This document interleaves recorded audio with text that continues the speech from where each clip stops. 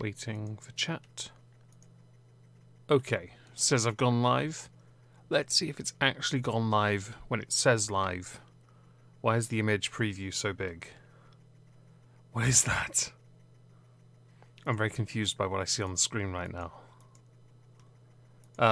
Does that look too big for everyone else? Or is it just me? On my end, things look really, really strange.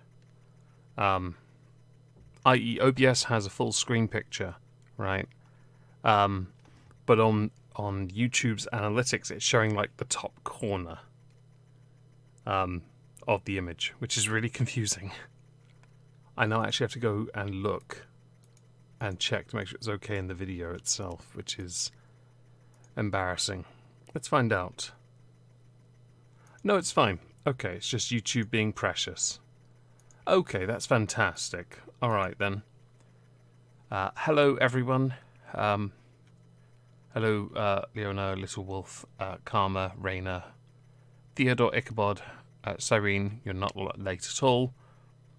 No, what I mean is, the image crop. No. On YouTube's studio side, it's only showing the top corner with the M as being the full screen picture. Apparently it's having a moment. It's alright, we'll let that slide. Okay, I'm going to pull the video up. Here it is. Get rid of the image, where is it? There it is. I even remember to turn adblock on just so we didn't get any for this. What you're going to notice here is at the start, the speaker pays tribute to Captain Sir Tom Moore, who sadly passed away yesterday. They observe a minute's silence. Nothing more to say beyond that, really. And I'm certainly not going to dump on that. Just going to wait for the... Where's the end? I assume it's coming up at some point soon. I do apologise. I'm glad it looks fine. I don't know why it's showing as a bit peculiar on YouTube Studio, but that's just them. Oh well. Anytime now. Order. Fantastic. We now come to questions to the Prime Minister. I will first call the Prime Minister to answer the engagements question. I will then call Claire Anna to ask her supplementary.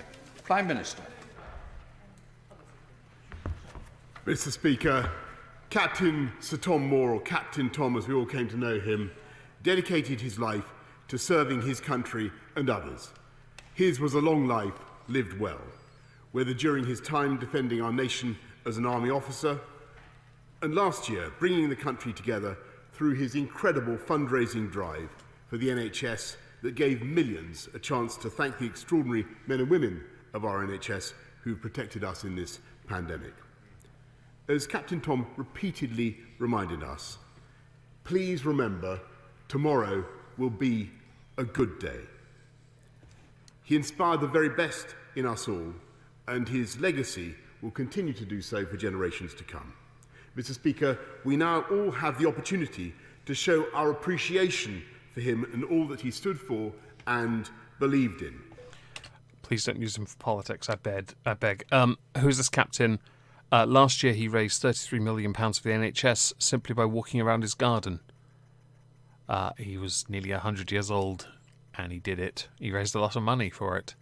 Because of lockdowns and everything, he thought he'd do his bit to help out. Others did similar things, but no one reached that level of, well, let's say, donation amount. That's why I encourage everyone to join in a national clap for Captain Tom and all those health workers for whom he raised money at 6 p.m. this evening. Mr. Speaker, this morning I had meetings with ministerial colleagues and others. In addition to my duties in this House, I shall have further such meetings later today.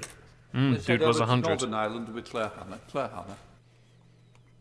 Thank you, Mr. Speaker, and certainly echo those words about Captain Tom, a decent and inspiring man. The SDLP warned for the last 5 years about the destabilising impact Brexit would have in Northern Ireland, though we take no pleasure in the disruption nor in the injury some feel to their British identity. The last few days have seen a rash and thankfully withdrawn decision by the European Commission, which was condemned by all parties here and both governments, and unfortunately followed by sporadic criminal behaviour and threats. Will the Prime Minister, in affirming the rule of law in Northern Ireland, to consider seriously the impact of their words and work together through the available structures to ensure that the new arrangements work for everybody in Northern Ireland? So basically the EU tried to, they tried to hold on to, or prevent, or by introducing blocks, vaccines from making it to the UK. And no.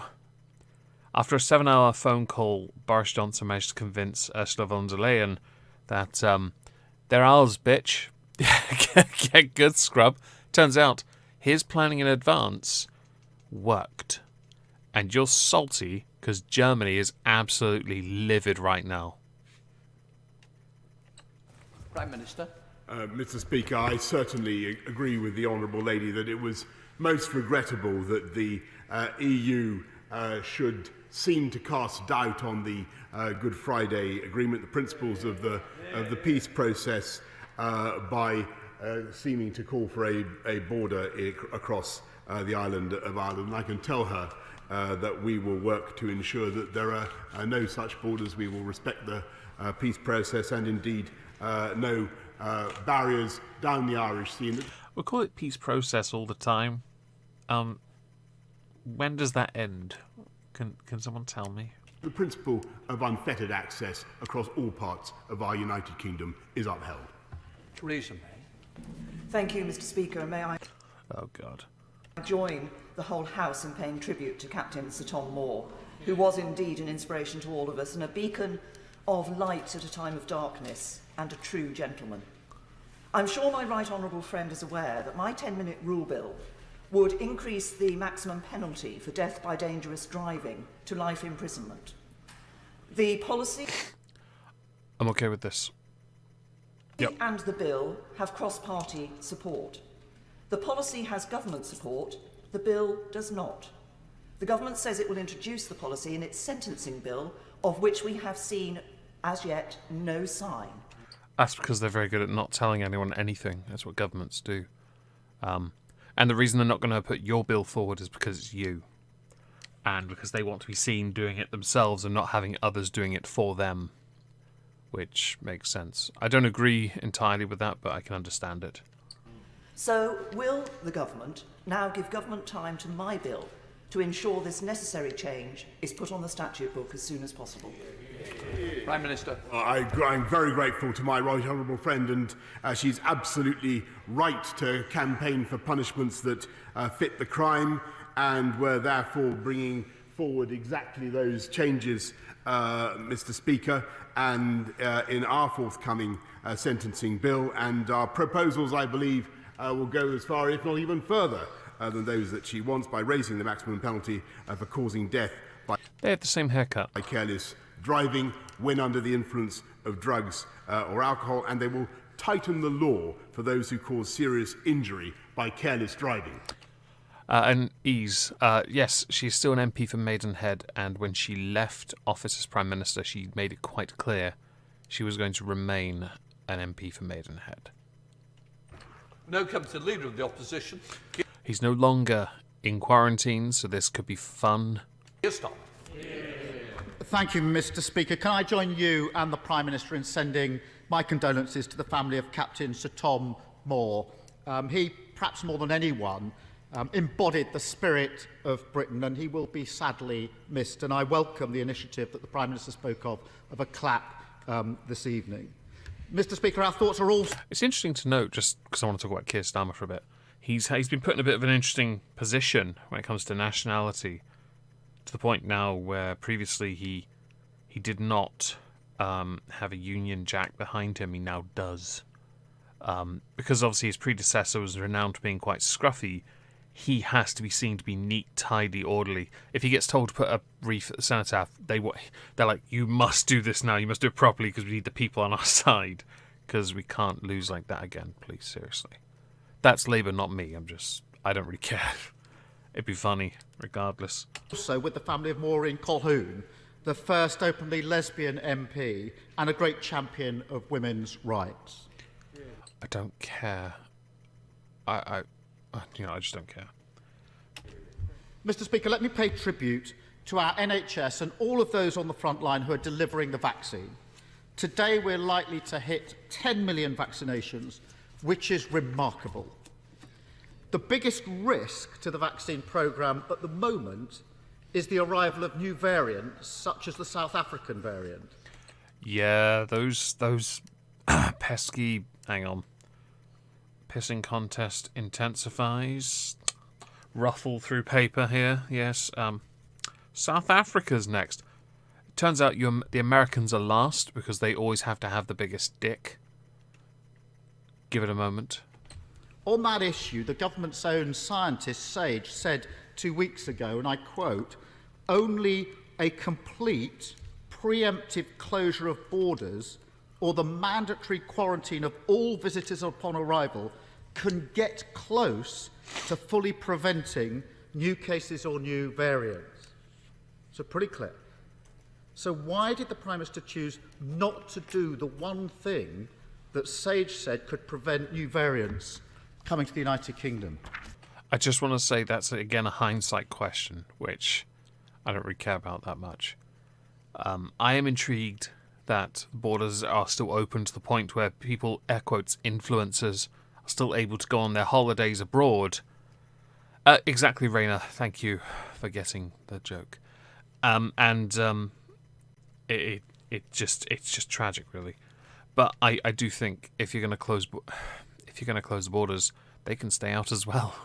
I'm okay with this. Those influencers can live on their sponsorships for all their weight loss pills they sell. Grifters. Prime Minister. Well, actually, Mr. Speaker, Sage did not recommend a complete ban, and they say that travel bans should not be relied upon to stop importation of new variants. But we do have, Mr. Speaker, one of the toughest regimes in the world, and anybody coming from South Africa not only has to do a test before they come here, but anybody coming from South Africa now, British citizens returning from South Africa now, will find themselves obliged to go into quarantine for 10 days, and they will have an isolations assurance agency checking up on them, and it is illegal now, Mr. Speaker, to go on holiday in this country. It is illegal to travel. That's a weird saying, isn't it? It's illegal to go on holiday. Oh, that's such a weird thing to hear. Firstly, I don't know what holiday is in the first place. But second, I guess the most important part is that just sounds like... It sounds so bad. Like, you people... No. What's that? You got time off work? Go sit at home. Do some chores. Get fat. From South Africa or all the countries on the current red list. And we will be going forward, Mr. Speaker, with a plan to ensure that people coming into this country from those red list countries immediately have to go into government-mandated quarantine hospitality. Sounds so exciting. Mr. Speaker, I'm intrigued by the Prime Minister's answer. I don't think he disputes what Sage's view was, that only a complete closure or comprehensive quarantine of all arrivals will work. He doesn't seem to dispute that. He says it simply wasn't a recommendation. I would ask the Prime Minister to publish the full Sage minutes so that we can see what was said in full, or if there's some other advice, perhaps publish that. Because the situation is this. We know the South African variant is spreading across England, and measures are in place to try to deal with that. Wasn't it Brazil last week? Sorry, but I'm just... it's... I mean, I get mutations of viruses and all that, but come on. This is a bit... I mean, first of all, I don't care for naming it after a nation. That's pretty shitty. I think it's irrelevant. Okay, mutated strain, origin, somewhere else. Who cares? Deal with it. I get the feeling it's going to mutate to the point where we don't ever get back any semblance of, air quotes, freedom. We also know that other variants are out there in other parts of the world. So is the Prime Minister really saying, just as a matter of common sense, is he saying that quarantining all arrivals would make no difference to fighting new variants of the virus? Or is he saying that quarantining all arrivals at the border would make a difference, but it's too difficult to do it? Minister. Mr. Speaker, this is the right honourable gentleman who only recently said that quarantine measures were a blunt instrument, and whose Shadow Transport Secretary said that quarantine should be lessened. We have one of the toughest regimes in the world, and I think when he calls for a complete closure of borders, or suggests that might be an option, Mr. Speaker, he should be aware that 75% of our medicines come into this country from the European continent, 45% of our food. 250,000 businesses in this country rely on imports. It is not practical completely to close off this country, as he seems to be suggesting. I don't think that's what he's suggesting, but I do get your rather point. What is practical to do is have one of the toughest regimes in the world, and to get on with vaccinating the people of this country, which is what we are doing, Mr. Speaker. Starmer. Mr. Speaker, what he says about the Labour position is complete nonsense. He Not true. He actually did say that, and so did your Shadow Transport Secretary. knows it. It's the 3rd of February 2021. We've The current year argument. Oh, I was waiting for that. new variants in the country. Well, if they're already here, what do you want to do? We've already found out that that some areas have mandatory "you must now stay at home" orders, where people are going to their houses to test them for coronavirus. Everyone in these postcode areas of quite a few areas near me and other places. There is no realistic solution. You're entirely. The ego of Omegon feed me by smashing. Thank you very much for the £3 donation. Yes, by all means, please consider touching the like button or dislike, whichever you prefer. It is all entirely about being outraged. I think it feels like it anyway. Our schools are shut Yeah, as they should be. and our borders are open. They're not. No. I think there is an issue when it comes to those who've been able to get out of the country for certain exemptions. I do think that needs to be changed. But I do think you need to be quite clear on what you mean by borders open. Everybody knows there are exceptions, whatever the quarantine regime. Everybody knows that. And that's not what this question is about. The position is this: 21,000 people are coming into this country every day. The Prime Minister's new border arrangements are still weeks away from being implemented and will only affect direct flights from some countries. We know from the first wave of the pandemic that only 0.1% of virus cases came from China, where we had restrictions, whereas 62% came indirectly from France and Spain, where there were no restrictions. You sound like a Eurosceptic now. I'm being sarcastic if anyone can't tell. Why does the Prime Minister think that the variants of the virus will behave differently and only arrive in the UK by direct flights? Prime Minister. By that logic, we shouldn't even have anyone outside the house ever, because let's not forget here, it can still travel anyway. I'll be honest, I'm expecting to see some dinghies arrive in the UK with little round balls of little pins on, little COVID molecules just being imported illegally because they paid their way to get to the United Kingdom. Mr. Speaker, he can't have it both ways. He simultaneously says that he wants the borders to be kept open for freight reasons or to allow businesses to carry on. I think that was what he was saying, whilst calling for tougher quarantine measures, which is exactly what this government imposed as soon as we became aware of the new variant, Mr. Speaker. And I repeat what you have to do. If you want to come into this country from abroad, you have to 72 hours before you fly. You have to get a test, Mr. Speaker. That's a fair point, actually.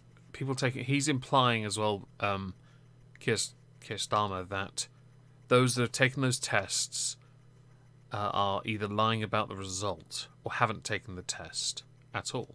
But it's not possible for them to travel without having taken the test. So he's making a rather weak point. You have to have a passenger locator form. You're kicked off the plane if you don't have it. You then have to spend 10 days, Mr. Speaker, in quarantine. If you come from one of the red list countries, Mr. Speaker, you have to go straight into quarantine. And all this, of course, is to allow us to get on with the vaccination programme. And if it had listened to the right honourable gentleman, Mr. Speaker, we would still be at the starting blocks because he wanted to stay in the European Medicines Agency, Mr. Speaker, and said so 4 times from that dispatch box. Nonsense. Don't let the truth get You did, though, that's the thing. in the way of a pre-prepared gag. Mr. Speaker, the Prime Minister knows I've never said that from this You did. dispatch box or anywhere else, but the truth escapes him. Mr. Speaker, he describes the current arrangements. If they were working, the variant wouldn't be in the country. The single big... That's not true. First of all, the only way you can prevent something from happening is by it happening. You don't preemptively act to get rid of something, right? Doing that is just ridiculous. And the look on Boris's face is correct. They only acted when it was identified. Until it was identified, nothing had to happen. It's an absolutely nonsensical position to take. Oh, no one comes in. We're an island. And we stay that way. No one comes in. No one goes out.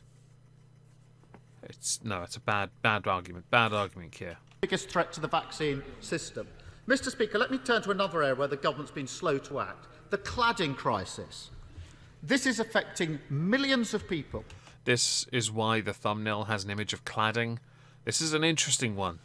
Very interesting, because I didn't realise this was still a thing. And I can't tell the Prime Minister how anxious and angry people feel about this. Understandably, because the person he's about to reference, I saw the article for this morning before PMQs even came on. It's stupid. It's ridiculous. It's now 3.5 years since the Grenfell tragedy. Where a company that, obviously, the government's not going to watch someone install cladding. The company cut corners and used a combustible cladding. When the building went up, it went up. Because the stuff was not the right stuff. They cut a corner to save money. The government was held to account for that. The government was never responsible for it. The money was paid, the person cut the corner.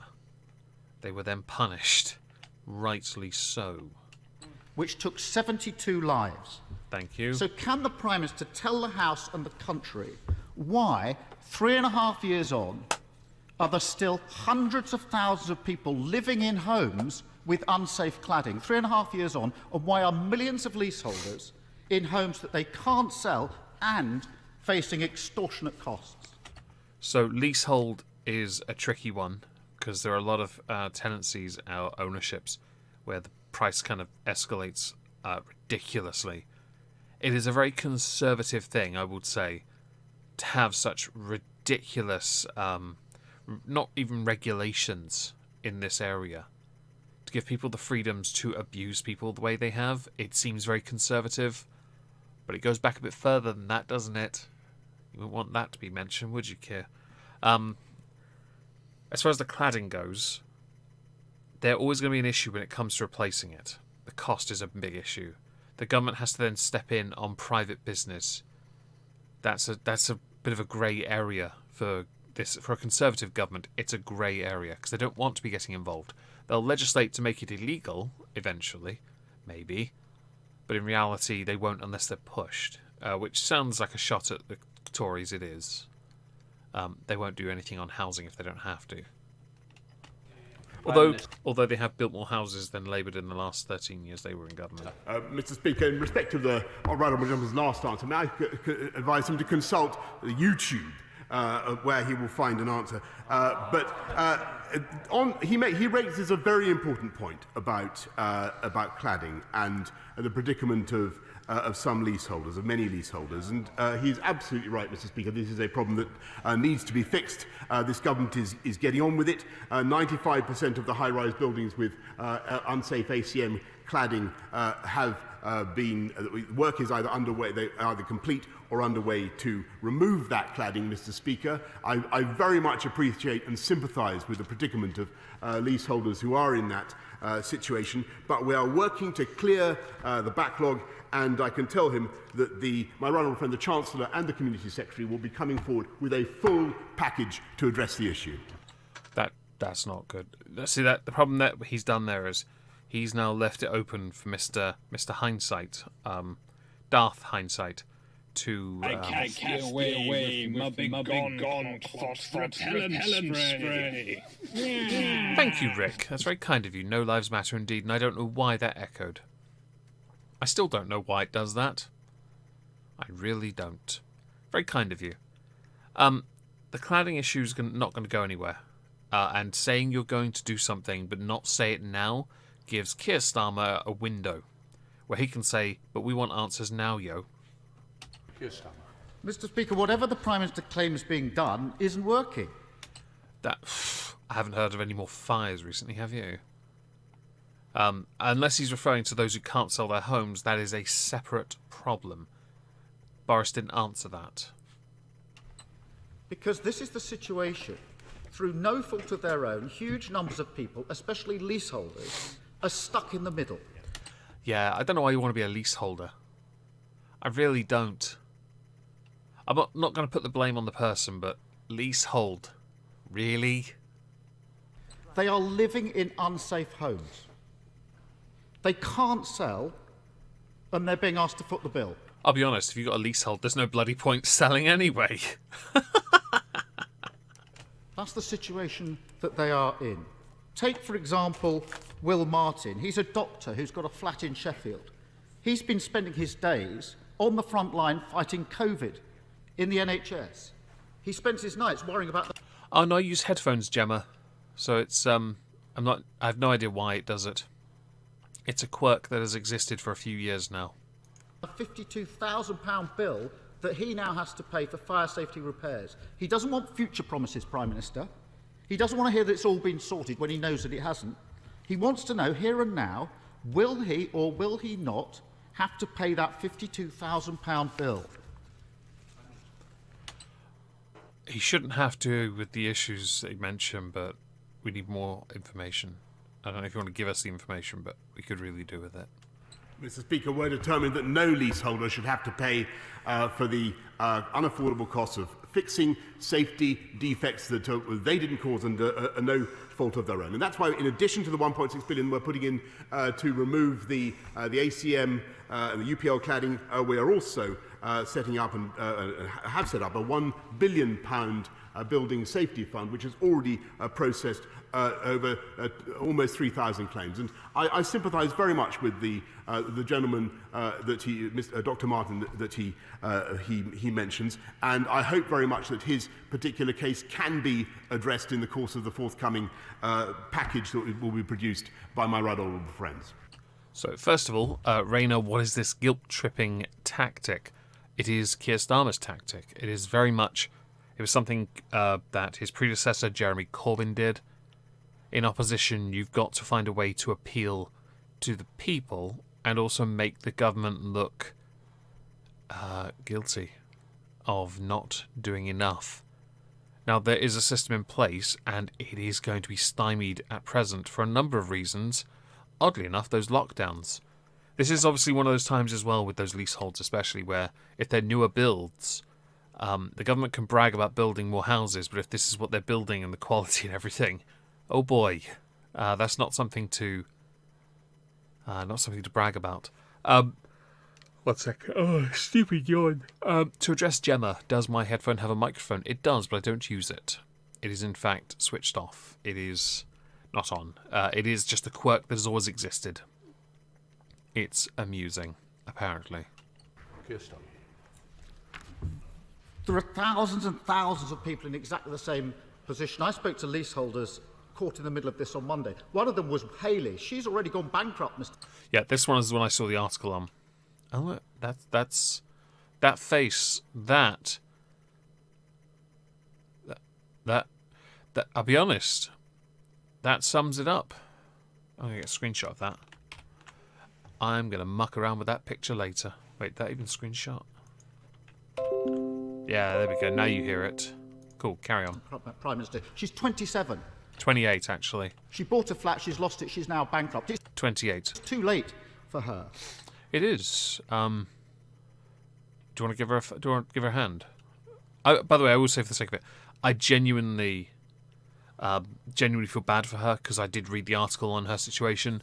It made absolutely no sense. It really didn't. But then I understood one word. Well, I guess two. Leasehold. I'm just not a fan. Those leaseholders that I spoke to had 3 very simple asks. This is what they want: immediate upfront funding for unsafe blocks. Well, they're not going to get it within 5 minutes, and you know they can't. No government can do that. You certainly wouldn't be able to do it. A deadline of next year to make buildings safe and protection for leaseholders. We put those forward for a vote on Monday. The Prime Minister says he's determined to do something about it. What did he do? Abstain. He ordered his MPs to abstain. Because it wasn't feasible or possible to do within the time frame you were setting out. If the Prime Minister is serious about moving this forward and ending this injustice, will he commit today to those simple asks from leaseholders? Mr. Speaker, we're getting on with the job of helping leaseholders across the country by remediating their buildings. And in addition to the funds I've already mentioned, I can tell him that we're also introducing a £30 million fund to install alarms and other interim measures. And we're making it very clear to the mortgage industry that they should be supporting people living in such accommodation, and and making it clear to all sectors of the industry that people living in such homes should not be tied up in the whole EWS1 process. And that will benefit about 450,000 homeowners, Mr. Speaker. I think he's right to raise the problem, but we're getting on with addressing it, Mr. Speaker. And we're getting on with addressing the fundamental problem that afflicts this country, and that is the COVID pandemic, and that's why he's still going. That schools aren't safe. Mr. Speaker. He's still going on. He spends his time looking at Labour focus groups who tell him that he should stop sitting on the fence. And Prime Minister, Mr. Speaker, no, Prime Minister. Just in fairness, I think we've got to be somewhere near the. He goes for like 5 minutes. Go around the world. I'm putting the paper on the screen because honestly, there's a lot more questions. Who's going to allow you to do that? And the first one's coming, Marco Longi. Don't care. Thank you. From Don't care. Also, he has been an inspiration to each and God, you've moved into a different room. As one of the dogs farted behind me. Oh God, this is horrible. every one of us, and I would like to send my condolences to his family and friends. Mr. Speaker, last week we told the Prime Minister it was wrong for him to visit Scotland in the middle of a pandemic. We told him it was a non-essential visit. I'll be honest, you'd say that to him even if there wasn't one, though. Oh, I've paused on the great picture. I just see the word now. Simp. Screenshot.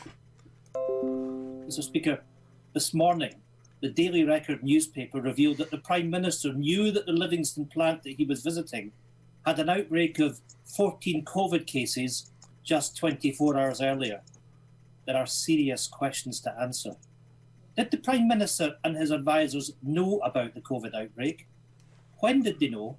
When? And when did the Prime Minister make the irresponsible decision to go ahead with what was a PR stunt? It sounds like a question. I mean, he could have gone up there to get his eyes tested. Minister.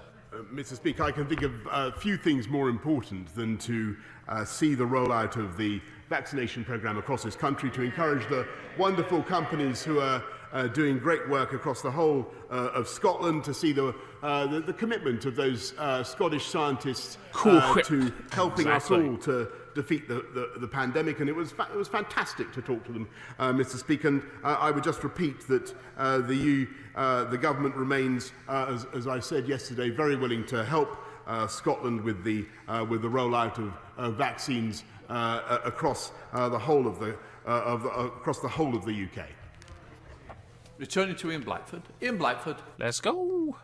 And there is the wow factor once again with the Prime Minister. What an I'm sure you'd take the same opportunity if you actually cared about the people of Scotland. absolute shambles. That he's gone to a plant where there was a COVID outbreak and the You imply he knew. Prime Minister can't just explain away this absolutely shocking error of judgment. Anyone can see that his campaign trip to Scotland was utterly, utterly reckless. The Daily Record... How? What do you think he's going to do? Bring another mutated strain? Oh no, it's the Scottish version.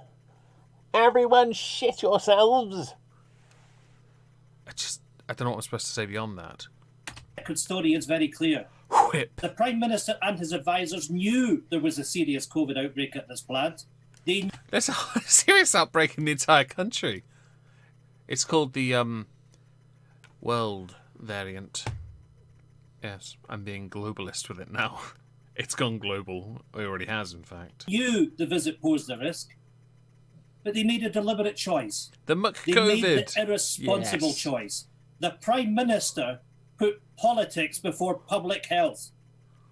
Prime Minister, why be so reckless? Is it any wonder that people in Scotland have no faith in this Prime Minister? I'll be honest. For the last 2 weeks, I've been collecting articles on the SNP in Scotland.